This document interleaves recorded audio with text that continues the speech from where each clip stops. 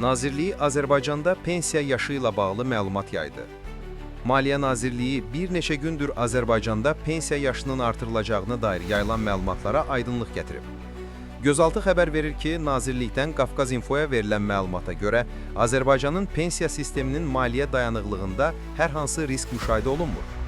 Ənənəvi olaraq hər il olduğu kimi bu ildə qurum fiskal orqan olaraq ölkənin orta müddətli və uzun müddətli dövrdə qarşılaşacağı müxtəlif sosial-iqtisadi, humanitar və fiskal riskləri öz təhlillərinə daxil edir və bu risklərin uzun müddətli perspektivdə qarşısının alınması üçün baxışlarını təqdim edir.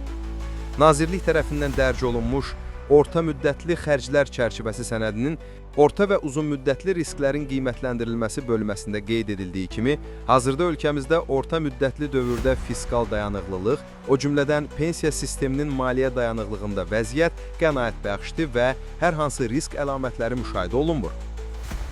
Orta müddətli xərclər çərçivəsi sənədinin əhatə etdiyi 2026-2029-cu illərdə hökumətin qarşısında duran əsas və prioritet vəzifələrdən biri ölkə əhalisinin sosial rifahının yüksəldilməsi və həyat keyfiyyətinin davamlı şəkildə yaxşılaşdırılması olacaq və bu məsələ daimi nəzarətdə qalacaq, açıqlamada vurğulanıb.